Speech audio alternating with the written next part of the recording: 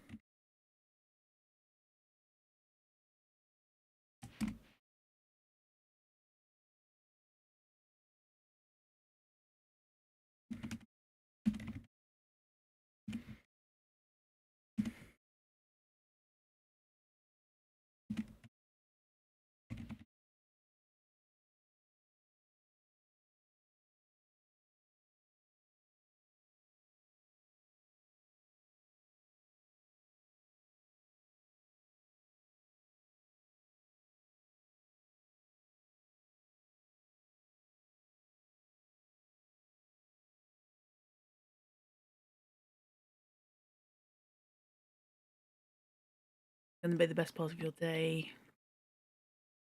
There's so many clients submitting things. Oh, yes.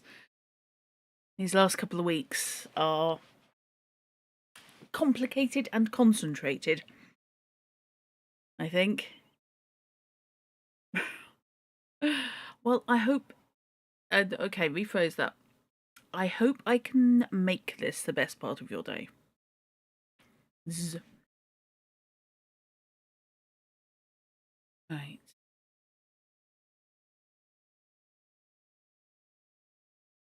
Go to life. Ooh. Now, I'd like to point out that because this is not for kids explicitly, I am leaving chat up. So keep it clean. Okay.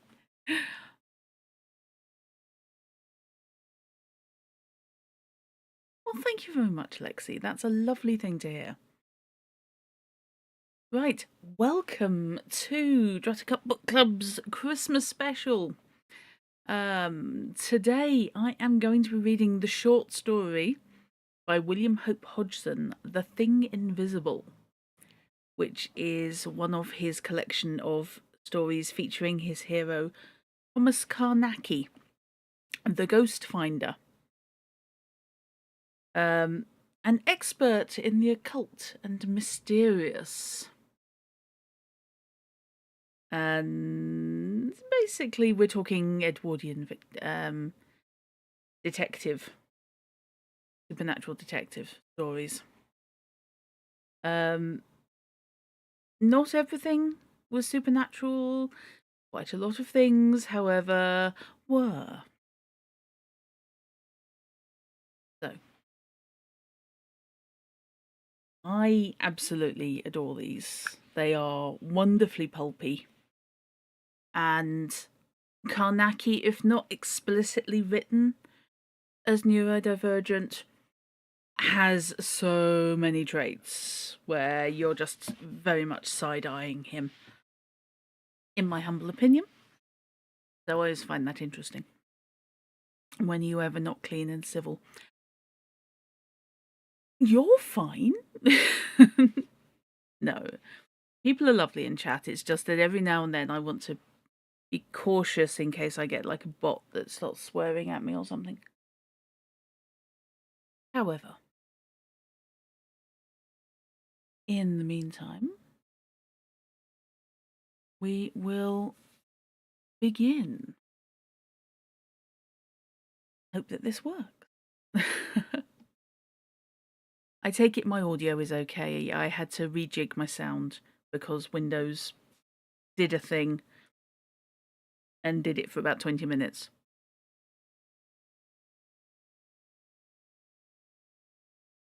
Right. The Thing Invisible by William Hope Hodgson. Carnacki had just returned to Cheyne Walk, Chelsea. I was aware of this interesting fact by reason of the curt and quaintly worded postcard which I was rereading, and by which I was requested requested to present myself at his house not later than 7 o'clock on that evening. Mr. Carnacki had, as I and the others of his strictly limited circle of friends knew, been away in Kent for the past 3 weeks, but beyond that we had no knowledge. Carnacki was genially secretive and curt, and spoke only when he was ready to speak. When this stage arrived, I and his 3 other friends, Jessup, Arkwright, and Taylor, would receive a card or a wire asking us to call. Not one of us ever willingly missed, for after a thoroughly sensible little dinner, Carnacki would snuggle down into his big armchair, light his pipe, and wait whilst we arranged ourselves comfortably in our accustomed seats and nooks. Then he would begin to talk.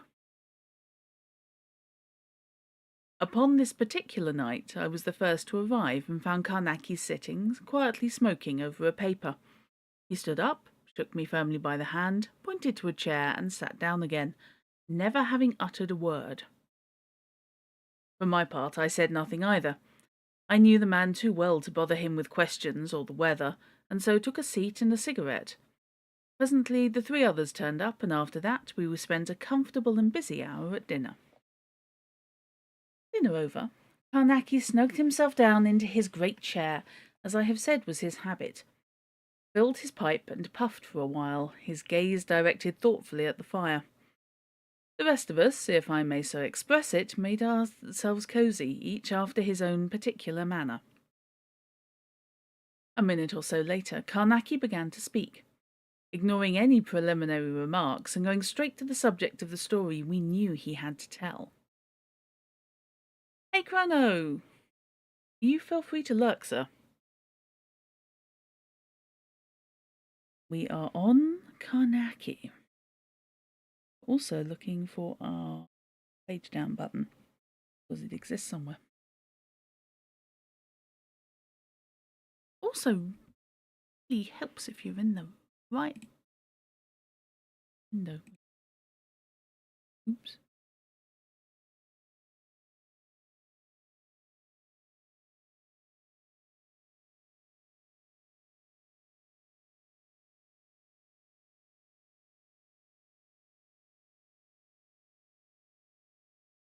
"I've just come back from Sir Alfred Jarnock's place in Burtontree in South Kent," he began, without removing his gaze from the fire. "Most extraordinary things have been happening down there lately, and Mr. George Jarnock, the eldest son, wired to ask me to run over and see whether I could help to clear matters up a bit. I went. When I got there, I found they have an old chapel attached to the castle, which has had quite a distinguished reputation for being what is popularly termed haunted. They've been rather proud of this, as I managed to discover, until quite recently, when something very disagreeable occurred, which served to remind them that family ghosts are not always content, as I might say, to remain purely ornamental. Sounds almost laughable, I know, to hear of a long-respected supernatural phenomenon growing unexpectedly dangerous, and in this case the tale of the haunting was considered as little more than an old myth, except after nightfall, when it became more plausible seeming. But however this may be, there was no doubt at all but that with what I might term the haunting essence, which lived in the place, had become suddenly dangerous. Deadly dangerous, too, the old butler being nearly stabbed to death one night in the chapel with a peculiar old dagger. It is, in fact, this dagger which is popularly supposed to haunt the chapel. At least that's always the story handed down in the family, that this dagger would attack any enemy who should dare to venture into the chapel after nightfall. But of course this has been taken with just about the same amount of seriousness that people take most ghost tales, and that's not usually of a worryingly real nature. I mean that most people never quite know how much or how little they believe of matters abhuman or abnormal, and generally they never have an opportunity to learn. And indeed, as you are all aware, I'm as big a skeptic concerning the truth of ghost tales as any man you're likely to meet. Only I'm what I might term an unprejudiced skeptic. I'm not given to either believing or disbelieving things on principle, as I found many idiots prone to be. And what's more, some of them not ashamed to boast of the insane fact.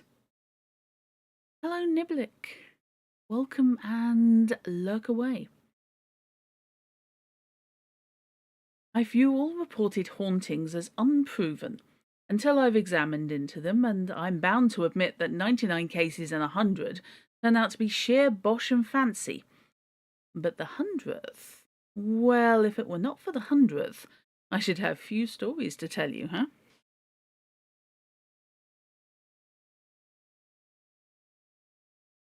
Of course, after the attack on the butler, it became evident that there was at least something in the old story concerning the dagger, and I found everyone in a half-belief that the queer old weapon did really strike the butler, either by the aid of some inherent force, which I found them peculiarly unable to explain, or else in the hand of some invisible thing or monster of the outer world. With From considerable experience, I knew that it was much more likely that the butler had been knifed by some vicious and quite material human. Naturally, the first thing to do was to test this probability of human agency, and I set to work to make a pretty drastic examination of the people who knew most about the tragedy. The result of this examination both pleased and surprised me, for it left me with very good reasons for belief that I had come upon one of those extraordinary, rare, true manifestations of the extrusion of a force from the outside. In more popular phraseology, a genuine case of haunting.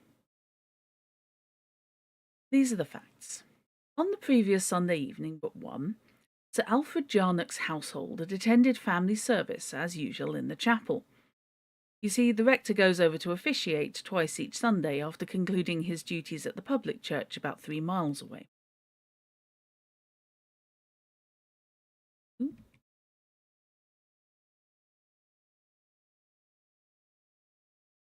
At the end of the service in the chapel, Sir Alfred Jarnock, his son Mr. George Jarnock, and the rector had stood for a couple of minutes talking, whilst old Bellet the butler went round putting out the candles.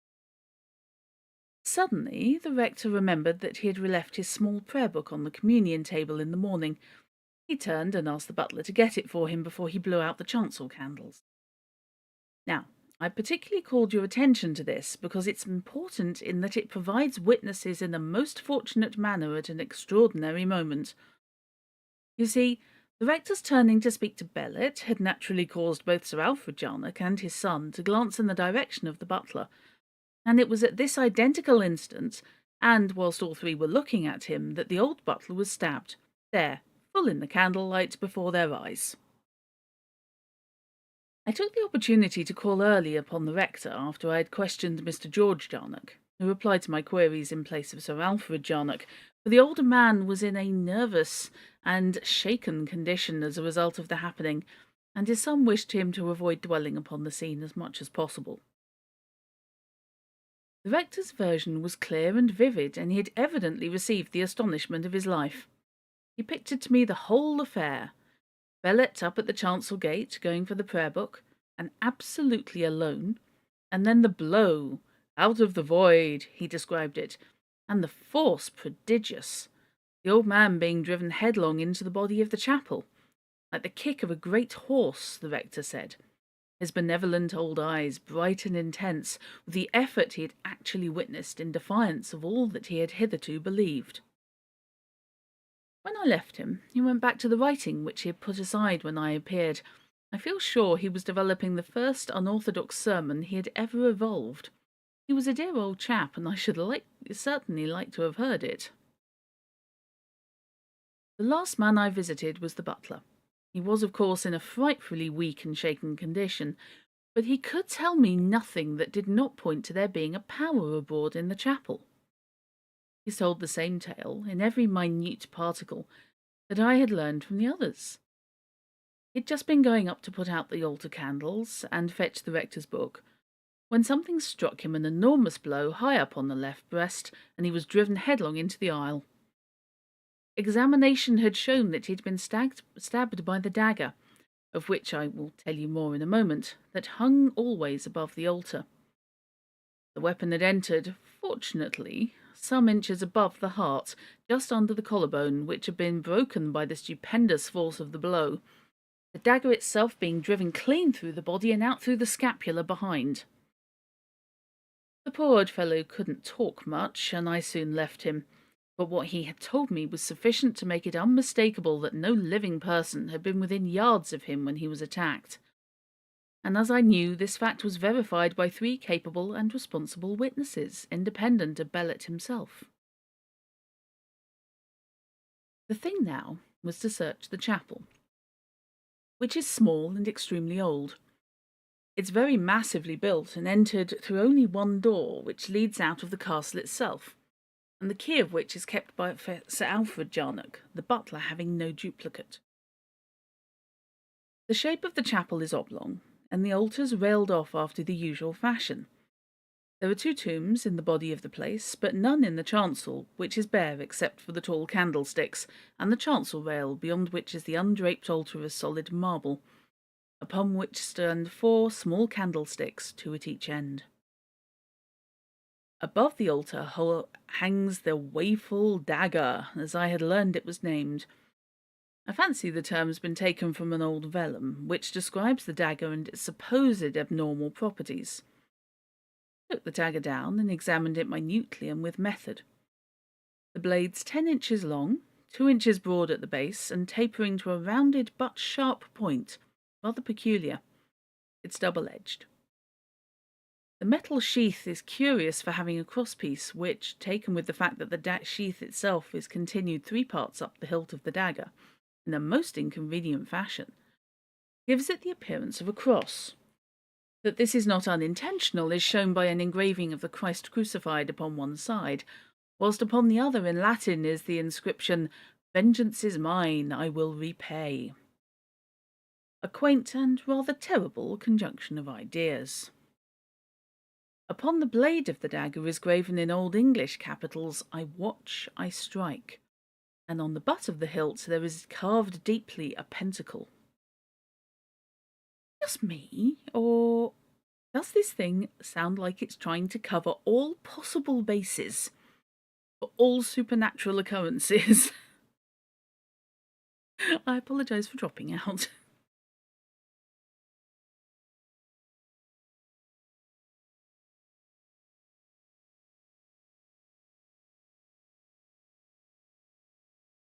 This is a pretty accurate description of the peculiar old weapon that has had the curious and uncomfortable reputation of being able, either of its own accord or in the hand of something invisible, to strike murderously any enemy of the Jarnock family who may chance to enter the chapel after nightfall.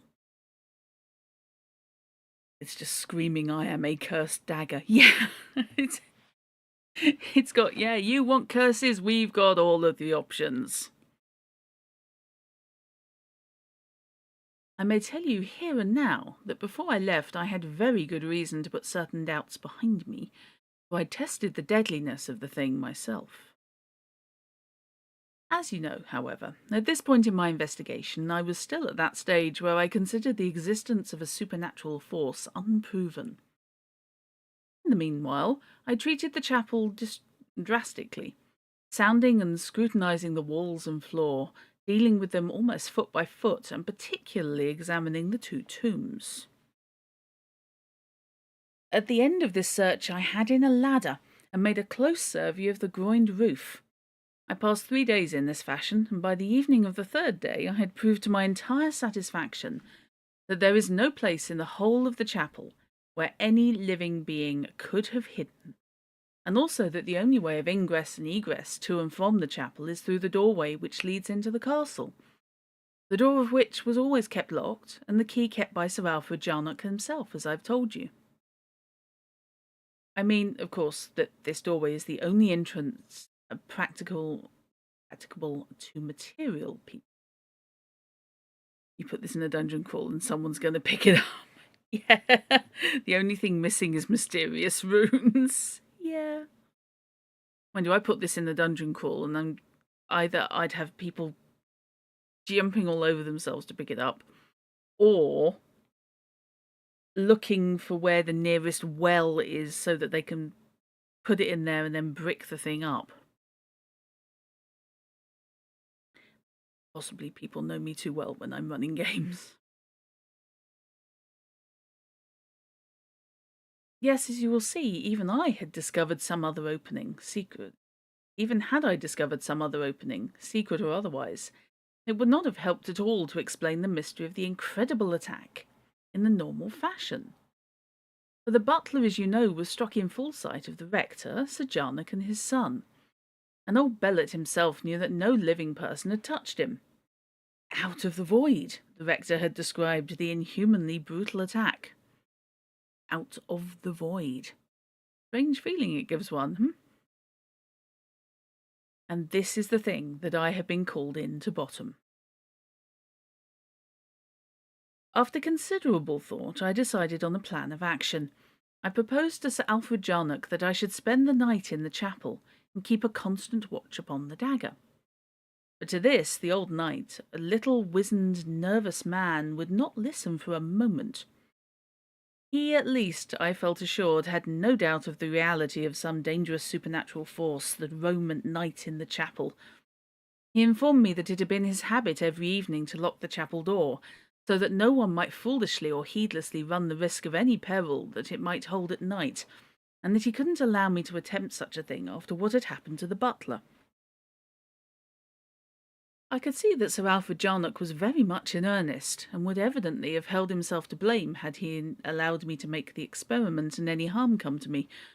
So I said nothing in argument, and presently, pleading the fatigue of his years and health, he said good night and left me, having given me the impression of being a polite but rather superstitious old gentleman. That night, however, whilst I was undressing, I saw how I might achieve the thing I wished and be able to enter the chapel after dark, without making Sir Alfred Jarnock nervous. On the morrow, when I borrowed the key, I would take an impression and have a duplicate made. Then with my private key I could do just what I liked. In the morning I carried out my idea. I borrowed the key as I wanted to take a photograph of the chancel by daylight. When I'd done this, I locked up the chapel and handed the key to Sir Alfred Jarnock, having first taken an impression in soap. I'd brought out the exposed plate in its slide with me, but the camera I had left exactly as it was, as I wanted to take a second photograph of the chancel that night from the same position. I took the dark slide into Burtontree, also the cake of soap with the impress. The soap I left with the local ironmonger, who was something of a locksmith and promised to let me have my duplicate finished if I called in 2 hours. Okay, I love the idea that you can just turn up with a cake of soap and the impression of a key to somebody you don't know at a shop and say, yeah, would you mind making me up a duplicate of this? No, it's fine. It's absolutely fine. It's not criminal. Definitely not going to burgle anybody. You'd at least ask, wouldn't you? This I did, having in the meanwhile found out a photographer where I developed to the plate and left it to dry, telling him I'd call next day. At the end of the 2 hours I went for my key and found it ready, much to my satisfaction, and then I returned to the castle. You have to go to totallylegitlocksmiths.com. Yeah, it is, isn't it? I just like the idea, you just wandered in, found the local ironmonger, which means presumably somebody told him the local ironmonger was, a bit of a locksmith. Carnacki needs the key copying machine at your local hardware store. Oh, we've got a fantastic one at a local range.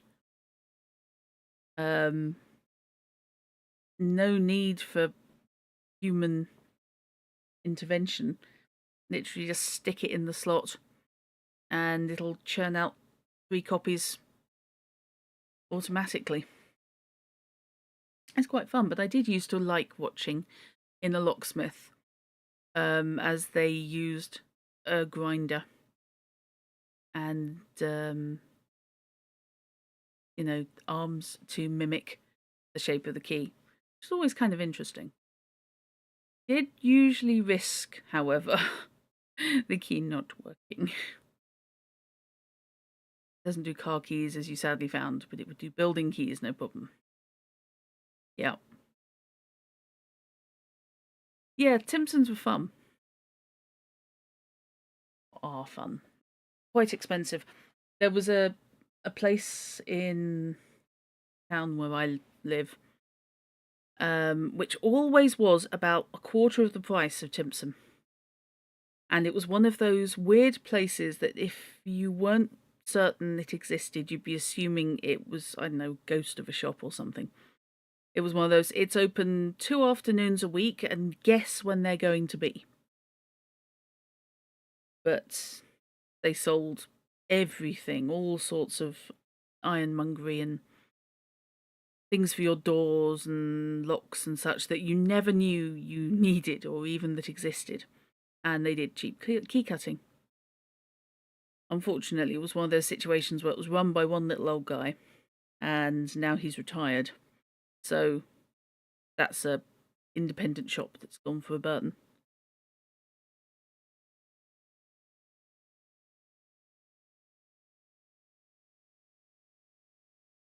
Like the second-hand bookshop that used to be near your dad that opened 10 to 4 on a Saturday. Yeah. It's that very specific, people are not necessarily running it for their livelihood, but as much as anything for things to do. And they're also always quite useful resources. After dinner that evening, I played billiards with young Jarnock for a couple of hours. Then I had a cup of coffee and went off to my room, telling him that I was feeling awfully tired. He nodded and told me he felt the same way. I was glad, for I wanted the house to settle as soon as possible. I locked the door of my room, then from under the bed, where I'd hidden them earlier in the evening, I drew out several fine pieces of plate armour which I had removed from the armoury.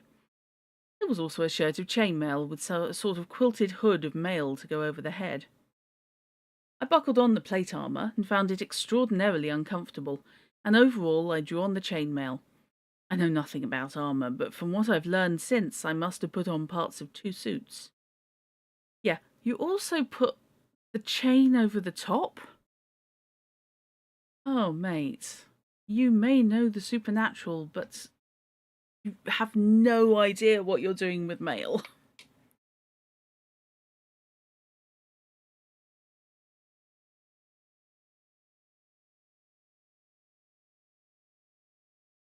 Anyway, I felt beastly, clamped and clumsy and unable to move my arms and legs naturally. Yeah, exactly. You put some kind of padding on, then you put the chain on, then you put the plate on. I just love the idea that he has an oversized chain shirt and assumed that that would go over the top. I can't even imagine how you do it. God help you for getting out of it.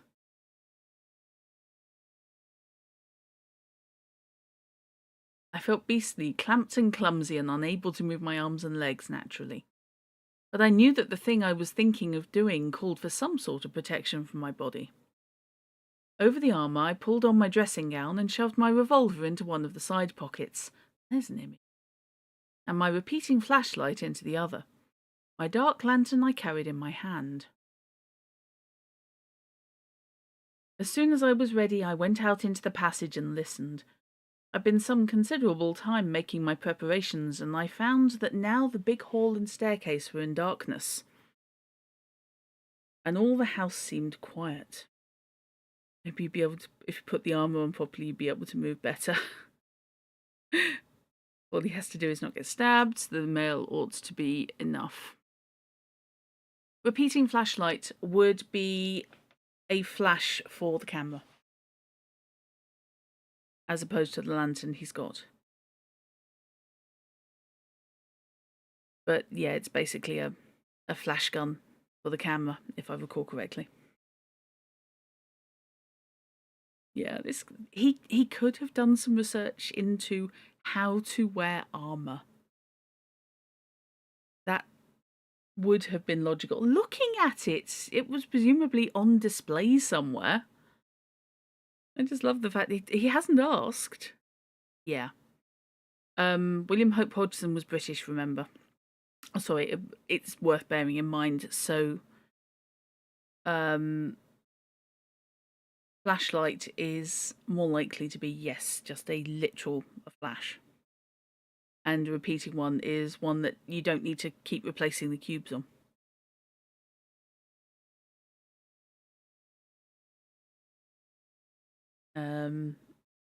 But yeah, he's just wandered into the armory in this old house and just strolled off with some pieces of mail in various places. I don't imagine he asked. He just did it.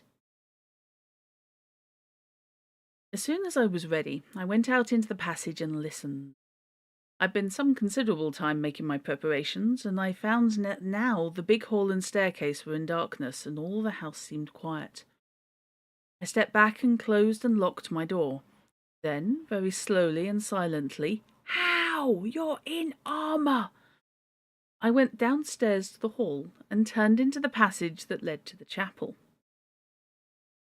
I reached the door and tried my key. It fitted perfectly, and a moment later I was in the chapel with the door locked behind me. Rich people can just do stuff. Yeah. Carnacki is in the gentleman class. He himself is not badly off. He's definitely well off enough that he can, for a living, do investigations into the supernatural. Probably not for a fee, but I would imagine for the occasional check. He's just rolling nat 20s on every single check. Yes! He's made his stealth, no problem.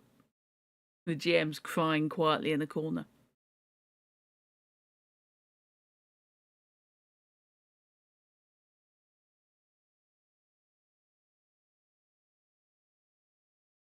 I was in the chapel with the door locked behind me, and all about me the utter dreary silence of the place, with just the faint showings of the outlines of the stained leaded windows, making the darkness and lonesomeness almost more apparent.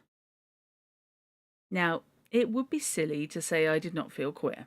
I felt very queer indeed. You just try, any of you, to imagine yourself standing there in the dark silence and remembering not only the legend that was attached to the place, but what had really happened to the old butler only a little while gone. I can tell you, as I stood there, I could believe that something invisible was coming toward me in the air of the chapel. Yet I had to go through with the business, and I just took hold of my little bit of courage and set to work. First of all, I switched on my light. Then I began a careful tour of the place, examining every corner and nook. I found nothing unusual. At the chancel gate I held up my lamp and flashed the light at the dagger.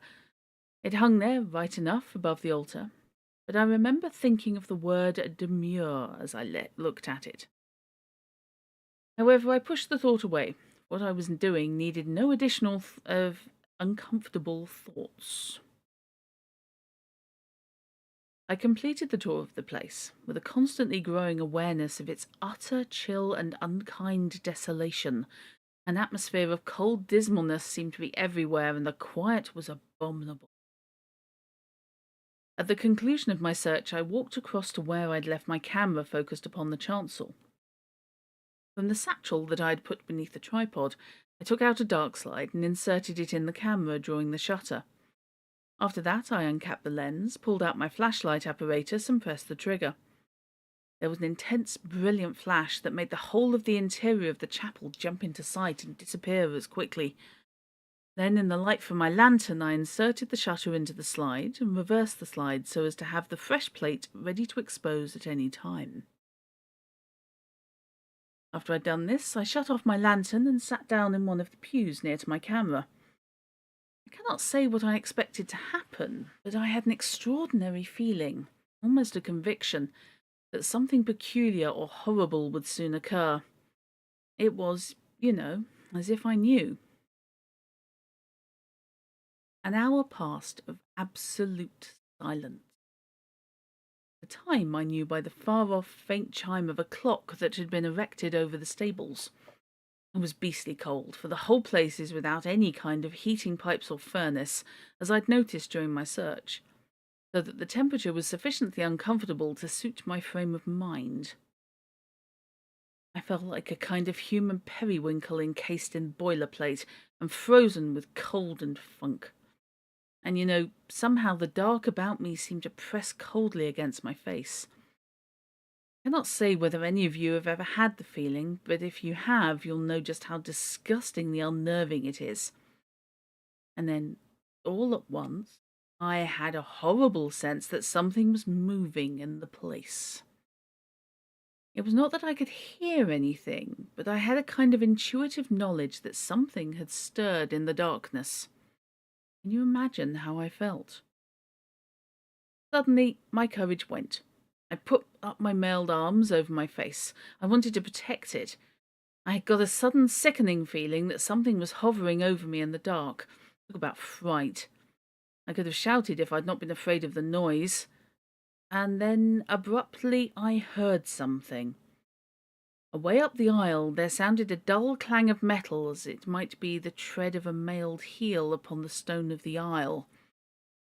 I sat immovable, fighting with all my strength to get back my courage. I could not take my arms down from over my face, but I knew that I was getting hold of the gritty part of myself again. Suddenly, I made a mighty effort and lowered my arms. I held my face up in the darkness, and I tell you, I respect myself for the act, because I thought truly at that moment that I was going to die. But I think just then, by the slow revulsion of feeling which had assisted my effort, I was less sick in that instant at the thought of having to die than at the knowledge of the utter weak cowardice that had so unexpectedly shaken me all to bits for a time. Do I make myself clear? You understand, I feel sure, that the sense of respect which I spoke of is not really unhealthy egotism. Because you see, I'm not blind to the state of mind which helped me. I mean, that if I had uncovered my face by a sheer effort of will, unhelped by any revulsion of feeling, I should have done a thing much more worthy of mention. But even as it was, there were elements of the act worthy of respect. You follow me, don't you? And nothing touched me after all, so that in a little while I had got back a bit to my normal, and felt steady enough to go through with the business without any more funking. I dare say a couple of minutes passed, and then, away up near the chancel, there came again that clang, as though an armoured foot stepped cautiously. By Jove, but it made me stiffen. And suddenly the thought came that the sound I heard might be the rattle of the dagger above the altar. It was not a particularly sensible notion, for the sound was far too heavy and resonant for such a cause. Yet, as can easily be understood, my reason was bound to submit somewhat to my fancy at such a time. I remember now that the idea of that insensate thing becoming animate and attacking me did not occur to me with any sense of possibility or reality. I thought rather in a vague way of some invisible monster of outer space fumbling at the dagger. I remembered the old rector's description of the attack on the butler, of the void. And he had described the stupendous force of the blow as being like the kick of a great horse. You can see how uncomfortably my thoughts were run. I felt round swiftly and cautiously for my lantern, found it close to me on the pew seat, and with a sudden jerky movement I switched on the light. Flashed it up the aisle, to and fro across the chancel, but I could see nothing to frighten me. I turned quickly and sent the jet of light darting across the rear end of the chapel, then on each side of me, before and behind, up to the roof and down at the marble floor, but nowhere was there any visible thing to put me in fear. Not a thing that need have set my flesh thrilling. The quiet chapel, cold and eternally silent. I know the feeling. Hello, Alia. Welcome. Our investigative hero is sitting in the possibly haunted chapel, where something invisible stabbed a butler. It's the middle of the night. He's in the dark, except for a lantern. And he's wearing bits of 2 suits of armour, with a chain shirt over the top, and his dressing gown. You'd like to picture the image.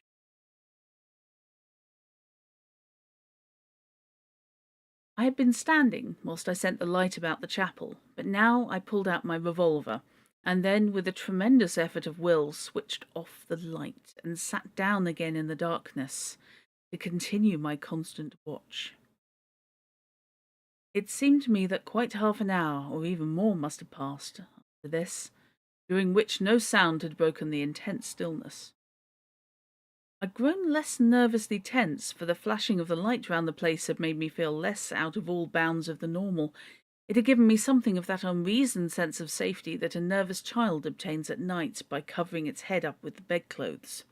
We all know that the blanket never did anything. This just about illustrates the completely human illogicalness of the workings of my feelings. For as you know, whatever creature, thing, or being it was that had made that extraordinary and horrible attack on the old butler, it had certainly not been visible. And so you must picture me sitting there in the dark, clumsy with armour, with my revolver in one hand and nursing my lantern ready with the other. And then it was after this little time of partial relief from intense nervousness that there came a fresh strain on me. For somewhere in the utter quiet of the chapel, I thought I heard something. I listened, tense and rigid, my heart booming just a little in my ears for a moment. Then I thought I heard it again. I felt sure that something had moved at the top of the aisle. I strained in the darkness to hark, and my eyes showed me blackness within blackness, wherever I glanced, so that I took no heed of what they told me. For even if I looked at the dim loom of the stained window at the top of the chancel, my sight gave me the shapes of vague shadows passing noiseless and ghostly across, constantly.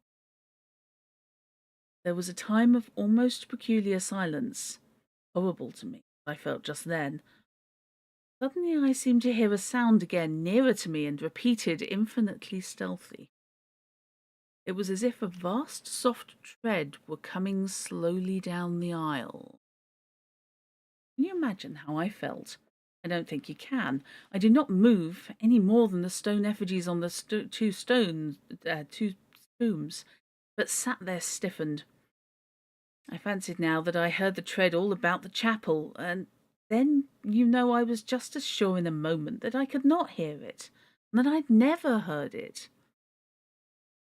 Some particularly long minutes passed about this time, and I think my nerves must have quieted a bit. For I remember being sufficiently aware of my feelings to realize that the muscles of my shoulders ached, with the way that they must have been contracted as I sat there hunching myself rigid. Mind you, I was still in a disgusting funk, but what I might call the imminent sense of danger seemed to have eased from around me. At any rate, I felt in some curious fashion that there was a respite, a temporary cessation of malignity from about me. Impossible to word my feelings more clearly to you, for I cannot see them more clearly than this myself. Yet you must not picture me as sitting there free from strain. The nerve tension was so great that my heart action was a little out of normal control, the blood beat making a dull booming at times in my ears, with the result that I had the sensation that I could not hear acutely. This is a simply beastly feeling, especially under such circumstances. Sitting there like this, listening, as I might say, with body and soul, when suddenly I got that hideous conviction again that something was moving in the air of the place. Feeling seemed to stiffen me as I sat, and my head appeared to tighten as if all the scalp had grown tense. This was so real, I suffered from actual pain, most peculiar and at the same time intense, as if the whole head pained. I had a fierce desire to cover my face again with my mailed arms, but I fought it off. If I'd given way then to that, I should simply have bunked straight out of the place. I sat and sweated coldly, and that's the bald truth. The creep busy at my spine. Don't worry, mate. Nothing about what you've said has me thinking you're chill about this. Yeah, I love that he is not fearless about this. It's just that he refuses to be chicken. Product of the public school system, I think.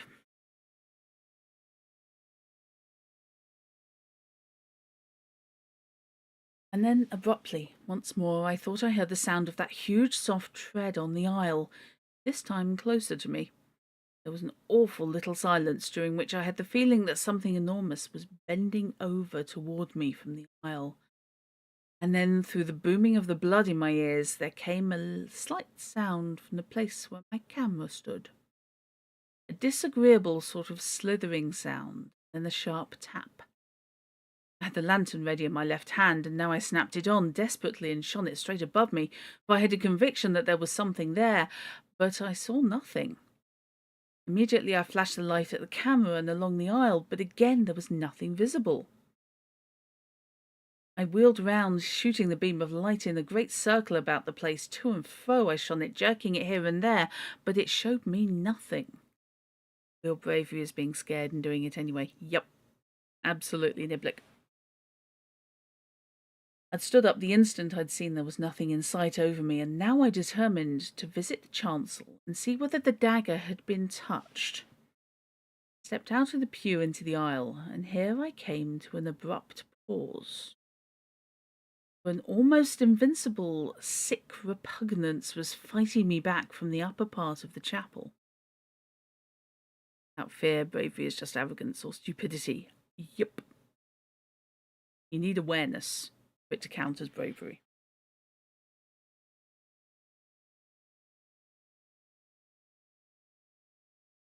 A constant queer prickling went up and down my spine. Dull ache took me in the small of the back as I fought with myself to conquer this sudden new feeling of terror and horror. I tell you that no one has not been through these kinds of experiences has any idea of the sheer, actual physical pain attendant upon and resulting from the intense nerve strain that ghostly fright sets up in the human system. I stood there feeling positively ill. Well, I got myself in hand, as it were, in about half a minute, and then I went walking, as I expect, as jerky as a mechanical tin man, and switching the light from side to side, before and behind and over my head constantly, continually. And the hand that held my revolver sweated so much that the thing fairly slipped in my fist. Doesn't sound very heroic, does it? I passed through the short chancel, and reached the step that led up to the small gate in the chancel rail, threw the beam from my lantern upon the dagger. Yes, I thought, it's all right. Abruptly it seemed to me that there was something wanting, and I leaned forward over the chancel gate to peer, holding the light high.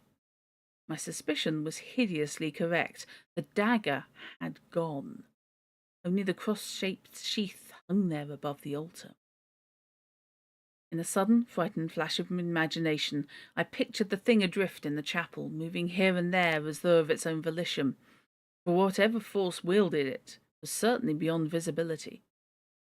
I turned my head stiffly over to the left, glancing frighteningly behind me, and flashed the light to help my eyes.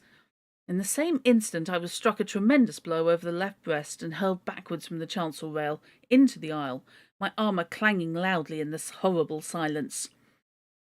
I landed on my back and slithered along the polished marble. My shoulder struck the corner of a pew front and brought me up half-stunned. Scrambled to my feet, horribly sick and shaken, but the fear that was on me making little of that in the moment. I was minus both revolver and lantern, and utterly bewildered as to just where I was standing. I bowed my head and made a scrambling run in the complete darkness and dashed into a pew. Jumped back, staggering, got my bearings a little, and raced down the centre of the aisle, putting my mailed arms over my face.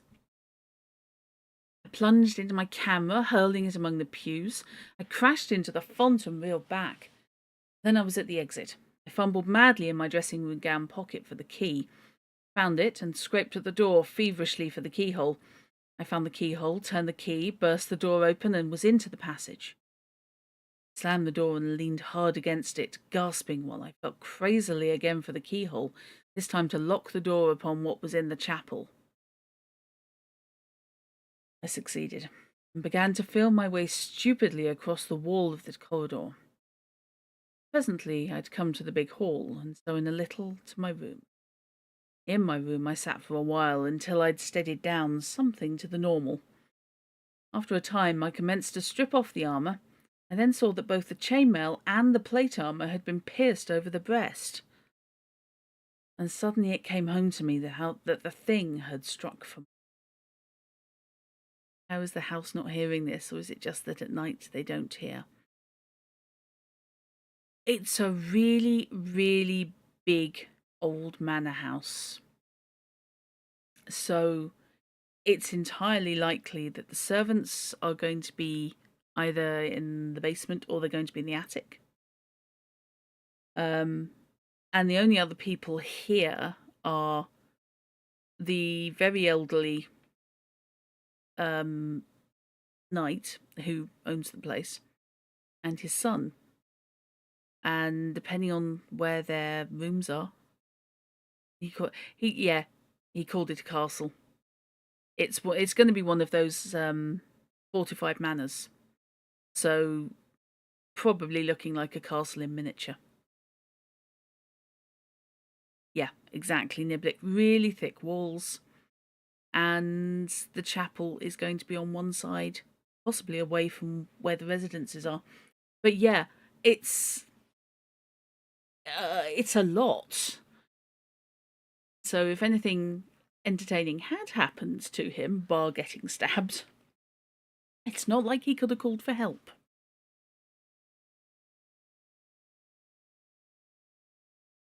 Stripping rapidly? I find that hard to believe, sir. You're wearing 2 different bits of armour and chain over the top. Good luck with that. I don't think you're doing anything rapidly, unless you have a large can opener. Stripping rapidly, I found that the skin of the breast over the heart had just been cut sufficiently to allow a little blood to stain my shirt. Nothing more. Only the whole breast was badly bruised and intensely painful. You can imagine what would have happened if I'd not worn the armour. In any case, it's a marvel that I was not knocked senseless.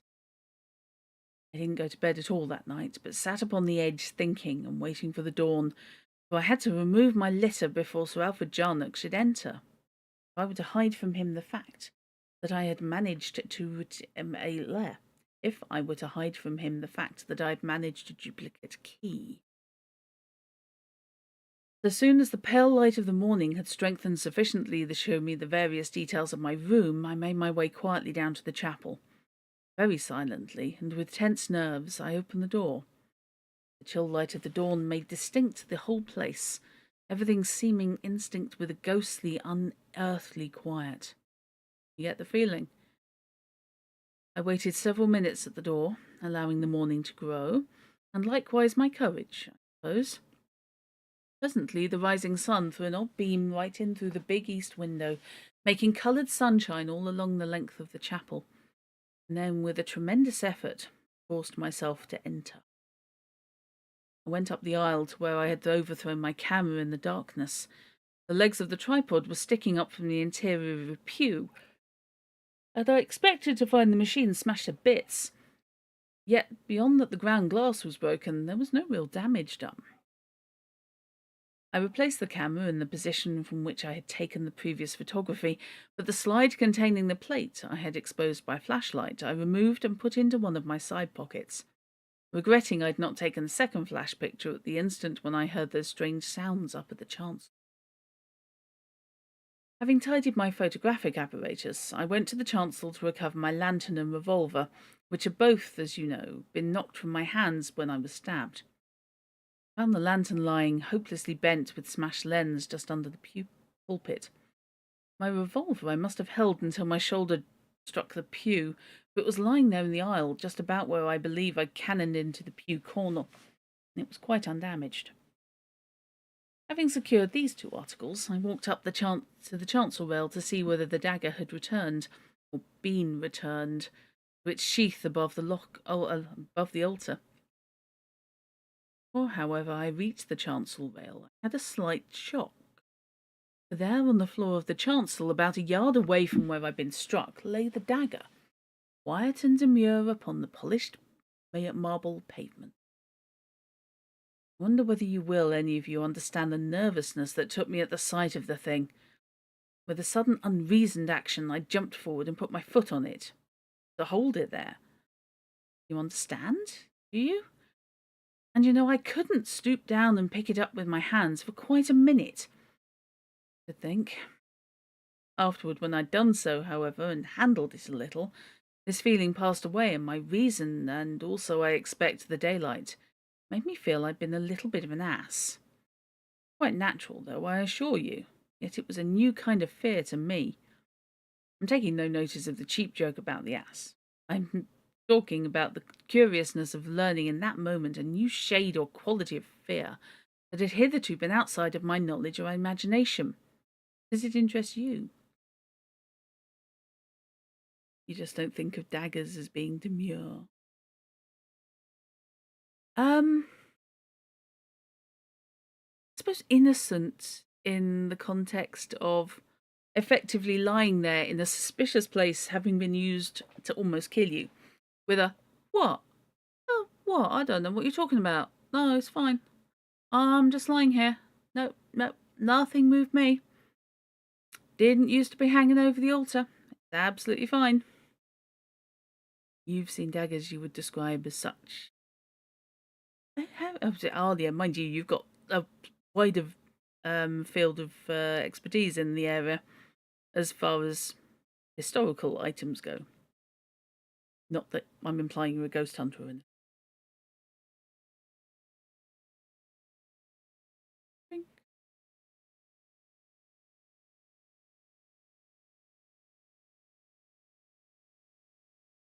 I examined the dagger minutely, turning it over and over in my hands, and never, as I suddenly discovered, holding it loosely. It's being a dagger, hanging out, doing dagger things, not stabbing, though. Just an archaeologist, same difference. Yeah.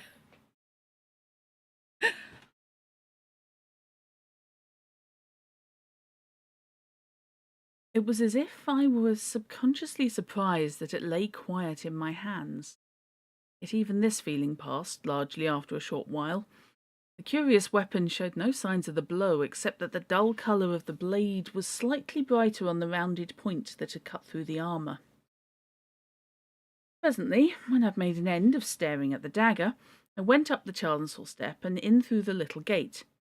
Then, kneeling upon the altar, I replaced the dagger in its sheath and came outside of the rail again, closing the gate after me and feeling wearily uncomfortable because the horrible old weapon was back again in its accustomed place.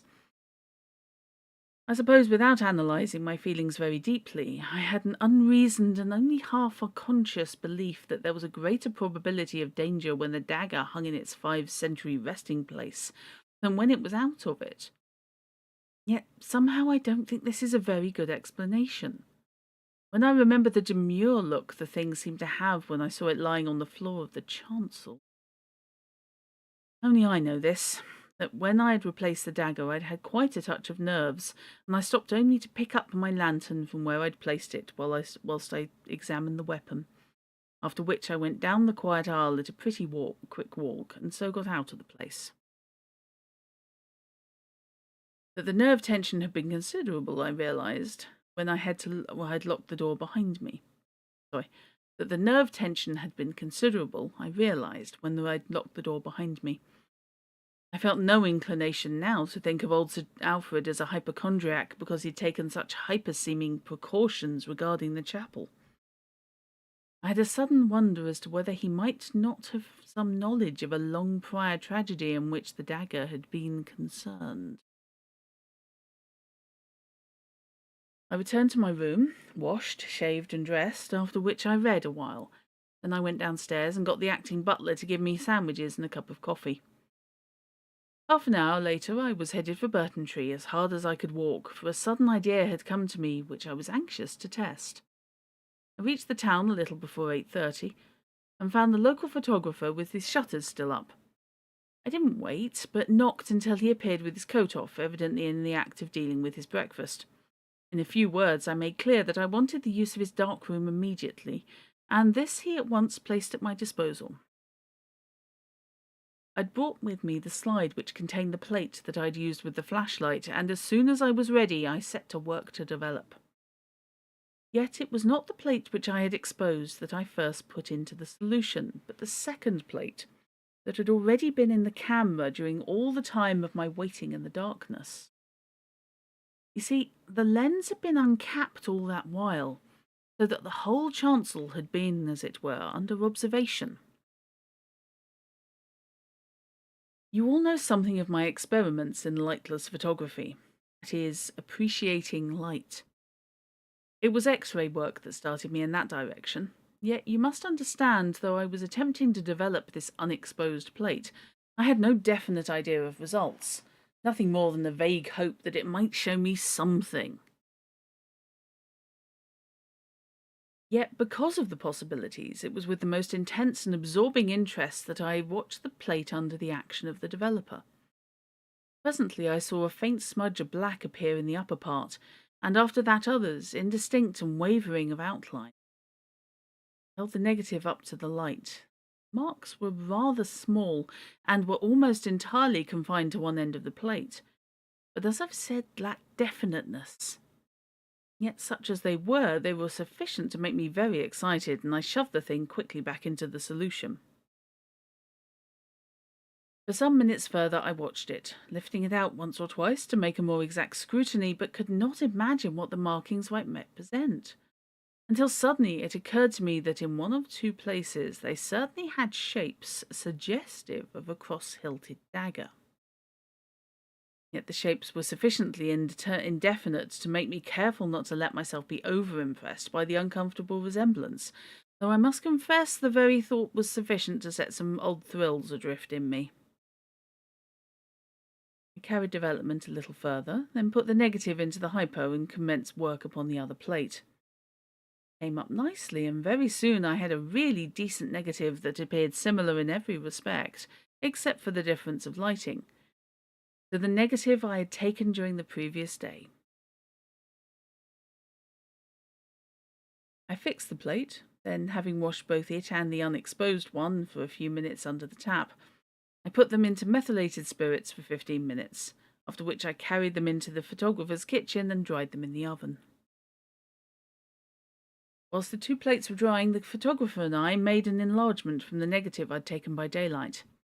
Then we did the same with the two I'd just developed, washing them as quickly as possible, for I wasn't troubling about the permanency of the prints, and drying them with spirits. When this was done, I took them to the window and made a thorough examination, commencing with the one that appeared to show shadowy daggers in several places. Yet, though it was now enlarged, I was still unable to feel convinced that the marks truly represented anything abnormal, and because of this I put it on one side, determined not to let my imagination play too large a part in constructing weapons out of the indefinite outline. I took up the other two enlargements, both of the chancel, as you'll remember, and commenced to compare them. For some minutes I examined them without being able to distinguish any difference in the scene they portrayed, and then abruptly I saw something in which they varied. In the second enlargement, the one made from the flashlight negative, the dagger was not in its sheath. Yet I felt sure it was there but a few minutes before I took the photograph. After this discovery, I began to compare the two enlargements in a very different manner from my previous scrutiny. I borrowed a pair of calipers from the photographer, and with these I carried out a most methodical and exact comparison of the details shown in the two photographs. Suddenly I came upon something that set me all tingling with excitement. Threw the calipers down, paid the photographer, and walked out through the shop into the street. The three enlargements I took with me, making them into a roll as I went. At the corner of the street I had the luck to get a cab, and was soon back at the castle. I hurried up to my room and put the photographs away. Then I went down to see whether I could find Sir Alfred Jarnock. But Mr. George Jarnock, who met me, told me his father was too unwell to rise, and would prefer that no one entered the chapel unless he were about. Young Jarnock made a half-apologetic excuse for his father, remarking that Sir Alfred Jarnock was perhaps inclined to be a little over-careful, but that, considering what had happened, we must agree that the need for his carefulness had been justified. He added also that even before the horrible attack on the butler, his father had been just as particular, always keeping the key and never allowing the door to be unlocked except when the place was in use for divine service, and for an hour each forenoon when the cleaners were in. I see. Everybody is protected except the cleaning staff. That's where we're going, is it? To all this I nodded understandingly. But when presently the young man left me, I took my duplicate key and made for the door of the chapel. I went in and locked it behind me, after which I carried out some intensely interesting and rather weird experiments. Supposed to do that in a chapel? These proved successful to such an extent that I came out of the place in a perfect fever of excitement. I inquired for Mr. George Jarnock and was told that he was in the morning room. Come along, I said when I'd found him. Please give me a lift. I've something exceedingly strange to show you. He was palpably very much puzzled, but came quickly. As we strode along, he asked me a score of questions, to all of which I just shook my head, asking him to wait a little. I led the way to the armoury. Here I suggested that he should take one side of a dummy dressed in half plate armour, while I took the other. Sir, did you ever put the bits back? He nodded, though obviously vastly bewildered, and together we carried the thing to the chapel door. When he saw me take out my key and open the way for us, he appeared even more astonished. But he held himself in, evidently waiting for me to explain. We entered the chapel, and I locked the door behind us, after which we carted the armoured dummy up the aisle to the gate of the chancel rail, where we put it down upon its round wooden stand. "Stand back!" I shouted suddenly as young Jarnock made a movement to open the gate. "My God, man, you can't do that!" "Do what?" he asked, half startled and half irritated by my words and manner. "1 minute," I said. "Just stand to the side a moment and watch." He stepped to the left whilst I took the dummy in my arms and turned it to face the altar, so that it stood close to the gate. Then, standing well away on the right side, I pressed the back of the thing so that it leant forward a little upon the gate, which flew open. Partly dismantling an entire castle's worth of plate armour. Yes! I know somebody whose job is armour restoration and identification. Imagine he'd be crying quietly in a corner at this. Press the back of the thing so it leant forward a little upon the gate, which flew open. In the same instant, the dummy was struck a tremendous blow that hurled it into the aisle, the armour rattling and clanging upon the polished marble floor. "Good God!" shouted young Jarnock, and ran back from the chancel rail, his face very white. "Come and look at the thing," I said, and led the way to where the dummy lay, its armoured upper limbs all splayed adrift in queer contortions. Stooped over it and pointed. There, driven right through the thick steel breastplate, was the waeful dagger. "Good God!" said young Jarnock again. "Good God, it's the dagger! The thing's been stabbed, same as Bellet." "Yes," I replied, and saw him glance swiftly towards the entrance of the chapel. But I'll do him the justice to say that he never budged an inch. "Come and see how it was done," I said, and led the way back to the chancel. You know, someone who has a specific brand of orphanness described as they have both a suit of armour and retro jukebox in the 16th century half-timbered farmhouse. Oh, good Lord. Oof. There's a lot going on with that sentence.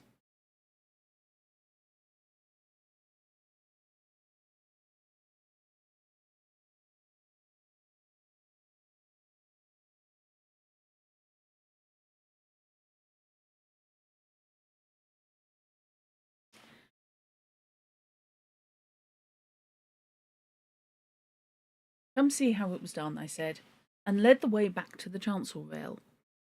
From the wall to the left of the altar, I took down a long, curiously ornamented iron instrument, not unlike a short spear. The sharp end of this I inserted in a hole in the left-hand gatepost of the chancel gateway. I lifted hard, and a section of the post from the floor upwards bent inward towards the altar, as though hinged at the bottom.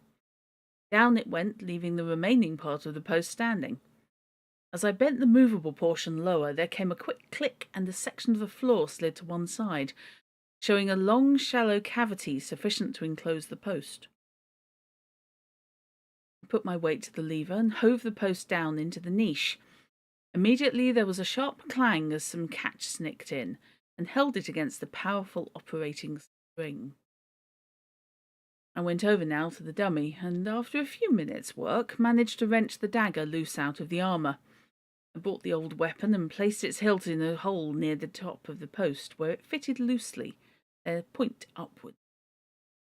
After that I went again to the lever and gave another strong heave, and the post descended about a foot to the bottom of the cavity, catching there with another clang.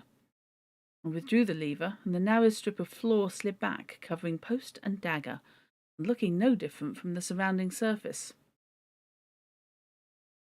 Then I shut the chancel gate, and we both stood well to one side. I took the spear-like lever and gave the gate a little push so that it opened.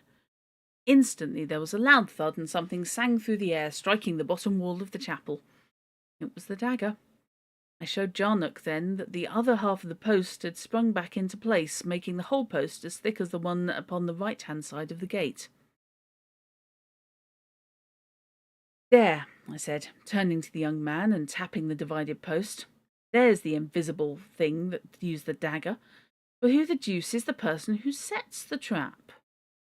I looked at him keenly as I spoke. "My father's the only one who has a key," he said. "It's practically impossible for anyone to get in and meddle." I looked at him again, but it was obvious he had not yet reached out to any conclusion. "See here, Mr. Jarnock," I said, perhaps rather curter than I should have done, considering what I had to say. "Are you quite sure that Sir Alfred is quite balanced, mentally?" He looked at me half frightenedly and flushing a little. I realised then how badly I put it. I don't know," he replied after a slight pause, and was then silent except for one or two incoherent half-remarks. "Tell the truth," I said. "Have you suspected something now and again? You needn't be afraid to tell me." "Well," he answered slowly, "I'll admit I've thought father a little strange, perhaps, at times, but I've always tried to think I was mistaken. I've always hoped no one else would see it. You see, I'm very fond of the old governor." I nodded. "Quite right, too. There's not the least need to make any kind of scandal about this. We must do something, though, but in a quiet way. No fuss, you know. I should go and have a chat with your father and tell him we found out about this thing." I touched the divided post. Young Jarnock seemed quite grateful for my advice, and after shaking my hand pretty hard, took my key and let himself out of the chapel. He came back in about an hour, looking rather upset. He told me that my conclusions were perfectly correct. It was Sir Alfred Jarnock who had set the trap, both on the night that the butler was nearly killed, and on the past night. Indeed, it seemed that the old gentleman had set it every night for many years. He had learned of its existence from an old manuscript book in the castle library. It had been planned and used in an earlier age as a protection from the gold vessels of the ritual, which were, it seemed, kept in a hidden recess in the back of the altar. This recess Sir Alfred Jarnock had utilised secretly to store his wife's jewellery. She had died some 12 years back, and the young man told me that his father had never seemed quite himself since. I mentioned to young Jarnock how puzzled I was that the trap had been set before the service, on the night that the butler was struck. For if I understood him aright, his father had been in the habit of setting the trap late every night, and unsetting it each morning before anyone entered the chapel. He replied that his father, in a fit of temporary forgetfulness, natural enough in his neurotic condition, must have set it too early, and hence what had so nearly proved a tragedy. "Sir, banks exist. A safe deposit box is a lot easier and safer to use." "Yeah, very much." That's about all there is to tell. The old man is not, so far as I could learn, really insane in the popularly accepted sense of the word. He is extremely neurotic and has developed into a hypochondriac, the whole condition probably brought about by the shock and sorrow resultant on the death of his wife, leading to years of sad broodings and to overmuch of his own company and thoughts. Indeed, young Jarnock told me that his father would sometimes pray for hours together alone in the chapel. Carnacki made an end of speaking and leaned forward for a spill. But you've never told us just how you discovered the secret of the divided post and all that, I said, speaking for the four of us. Oh, that, replied Carnacki, puffing vigorously at his pipe. I found on comparing the photos that the one taken in the daytime showed a thicker left-hand gatepost than the one taken at night by the flashlight. That put me onto the track. Saw at once that there must be some mechanical dodge at the back of the whole queer business, and nothing at all of an abnormal nature. I examined the post, and the rest was simple enough, you know. By the way, he continued, rising and going to the mantelpiece, you may be interested to have a look at the so-called Wayful dagger. Young Jarnock was kind enough to present it to me as a little memento of my adventure. Great. He handed it round to us, and whilst we examined it, stood silent before the fire, puffing meditatively at his pipe. Jarnock and I made the trap so that it won't work, he remarked after a few moments. I've got the dagger, as you see, and old Bellet's getting about again, so the whole business can be hushed up decently. All the same, I fancy the chapel will never lose its reputation as a dangerous place. It should be pretty safe now to keep valuables in. There's two things you haven't explained yet, I said. What do you think caused the two clangy sounds when you were in the chapel in the dark? And do you believe the stuffed tready sounds were real, or only a fancy with your being so worked up and tense? Don't know for certain about the clangs, replied Carnacki. Puzzled quite a bit about them. I can only think that the spring which worked the post must have given a trifle. Slipped, you know, in the catch. If it did, under such tension, make a bit of a ringing noise, and a little sound goes a long way in the middle of the night when you're thinking of ghosties. You can understand that, eh? Yes, I agreed. And the other sounds? Well, the same thing. I mean, the extraordinary quietness may help to explain these a bit. There may have been some unusual enough sound, some usual sound enough sound that would never have been noticed under ordinary conditions. Or they may have been only fancy. It's just impossible to say. Disgustingly real to me. As for the slithery noise, I'm pretty sure one of the tripod legs of my camera must have slipped a few inches. If it did so, it may easily have jolted the lens cap off the baseboard, which would account for that queer little tap which I heard directly after.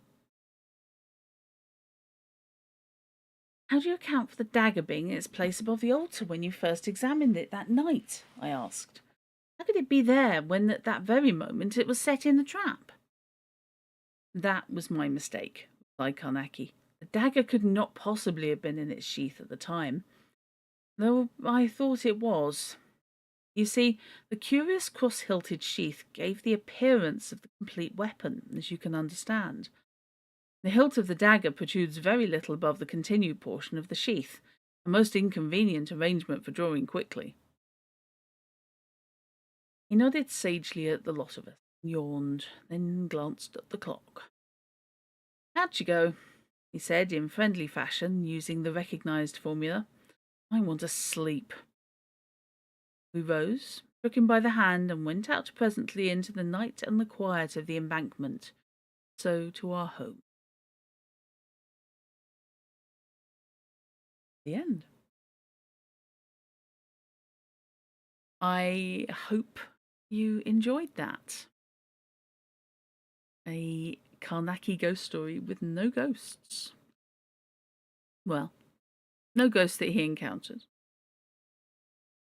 He didn't slap his thighs and say right, so he didn't fully use the correct formula. Yeah. Yep. Slap your thighs, right. Both hands on your knees. You also agree. He's definitely neurodivergent. He is, isn't he? The very restricted refuses to do things out of order.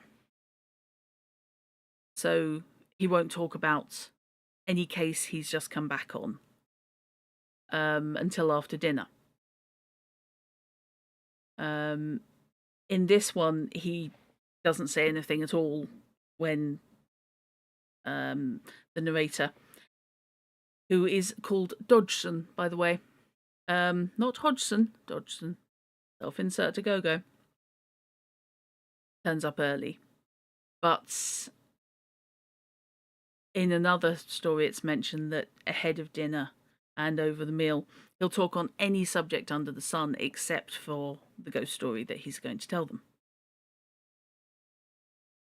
So he won't discuss it until everybody's in the right place. And then he tells his stories. But overall, yeah, he just has that feel, doesn't he? I'm not, don't want to go remotely diagnosing people, but yeah, it's definitely got a tendency. And thank you very much for the appreciation. I hope you enjoyed it.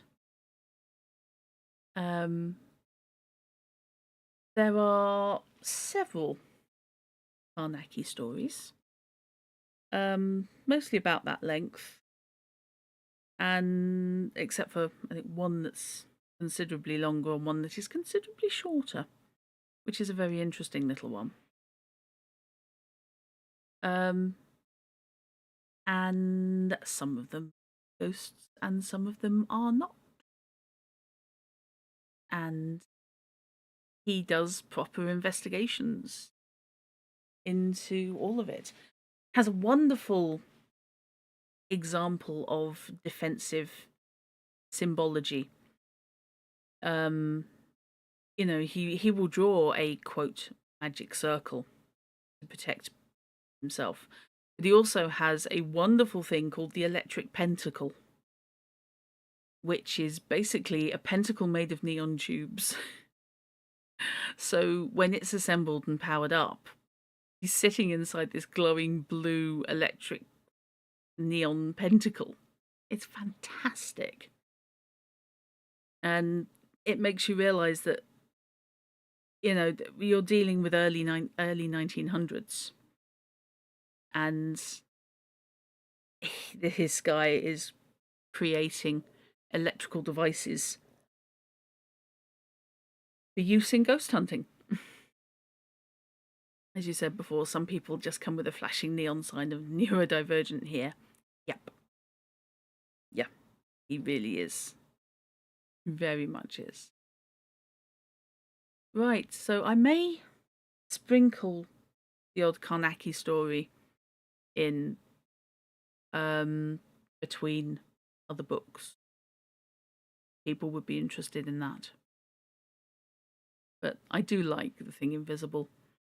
Just the wonderfully atmospheric sitting in the dark of the chapel, having an absolute conniption.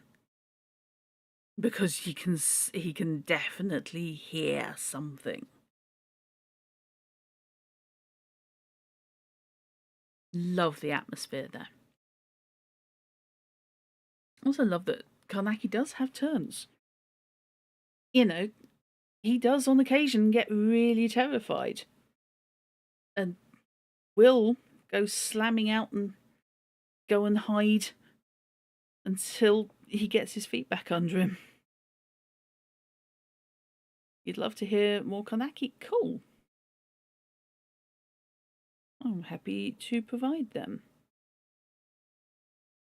The writer, by the way, was quite fascinating. A lot of the stuff he's written involved the sea. This is because he was an apprentice sailor. He then worked through his apprenticeship and he got his mate's license. But because he was so horribly, horribly bullied because he was quite short, he went absolutely ape on bodybuilding. Oh, Hiram. Oh, your timing is awful. I'm sorry. You are welcome, but I am just wrapping up for this. Yeah, William Hope Hodgson got heavily into bodybuilding, not in a healthy way, but in a be stronger than the people who are kicking the crap out of you way. That's okay, Hiram. No worries. The VOD exists, and you might appreciate it. So basically, he would have his bullies accost him on the ship, only for them to find out that basically he was extremely built and made of muscle, and they stopped bullying him. So he opened a gym for a while, effectively, teaching exercise for health and defense. Realized that was too seasonal to make a reliable living on, and took to writing. So you can imagine this utter nerd who died when he was 41. Didn't, did not last long. You've got this utterly buff nerd who campaigned for the rights of merchant naval apprentices because of his awful treatment, and wrote multiple stories and books, quite often associated with sailing and the sea. There's one Carnacki story called The Haunted Jarvie, which is entirely set on a ship, an old-style sailing ship, where the captain is certain there is something not right. So he invites Carnacki on a voyage to try and sort out what's going on and what the bad thing is. It's quite a fun one. Carnacki very nearly gets the entire ship's crew killed. You're not sober, so it's possibly best you joined at the end, and that's absolutely fine. So,